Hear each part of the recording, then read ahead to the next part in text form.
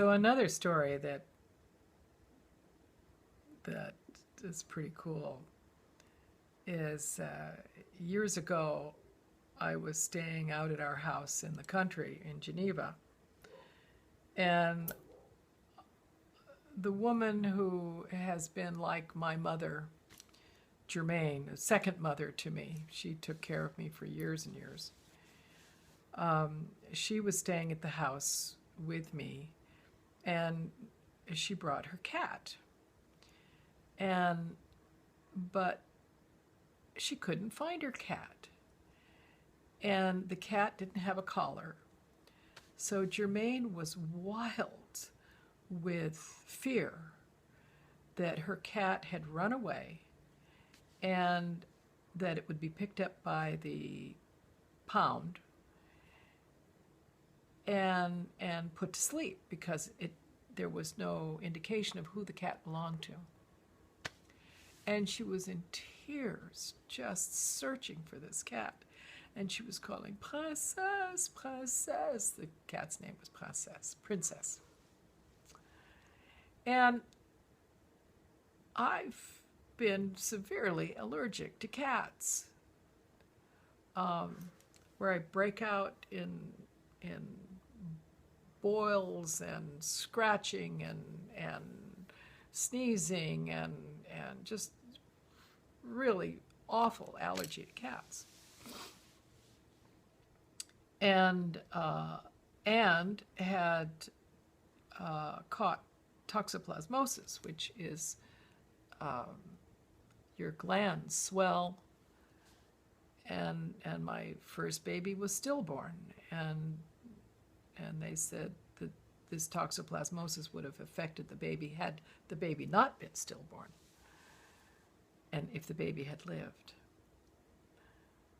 So I did not like cats, didn't want to be around cats, put up with cats because this was Princess and I loved Germaine. So here's Germaine crying, looking for this cat, and I'm kind of ignoring the whole situation, obviously, because I didn't, I didn't care that much. But finally, I realized I had to do something, so I go looking for the cat, and I look everywhere for the cat. And I'm way out, like 200 yards from the house, and I said, okay, God, where's the cat? And I hear, in the kingdom of heaven. And I said, that's not funny. Where's the cat? Where do I find? Okay, no, I said, right. And where do I find the kingdom of heaven? And I heard, in the Bible. Nope. So I said, okay. So I turned around and I marched back into the house, up the stairs, down the hall to my room where I had my Bible. And I opened the door and there was Princess. Meow. Here I am.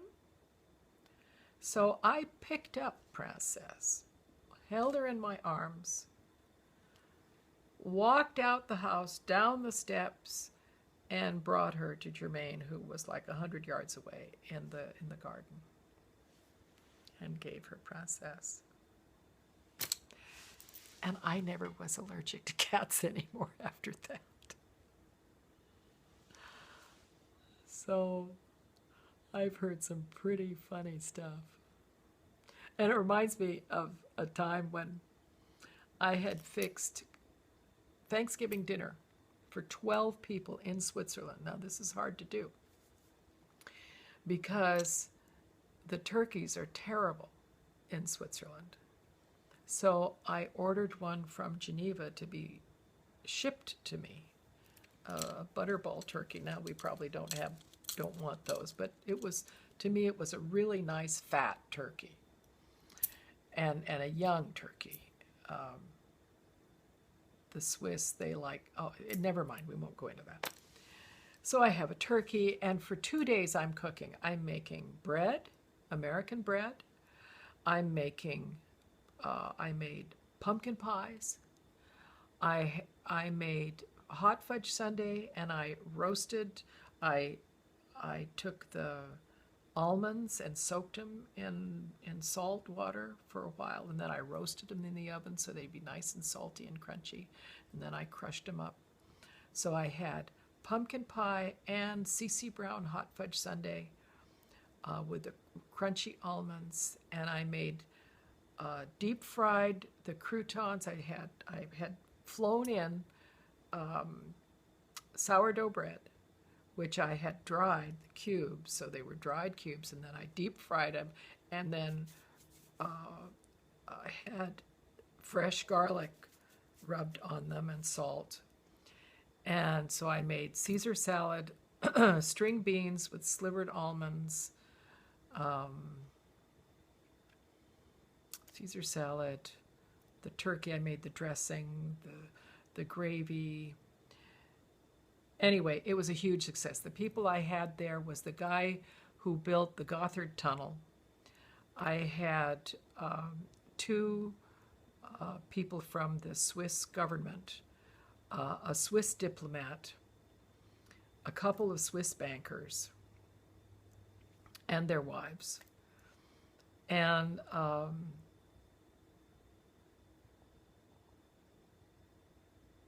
it was a great success. Great success. Oh, thank you, Shadow. What an amazing dinner. We never had anything so good. And goodbye, goodbye. Everybody leaves.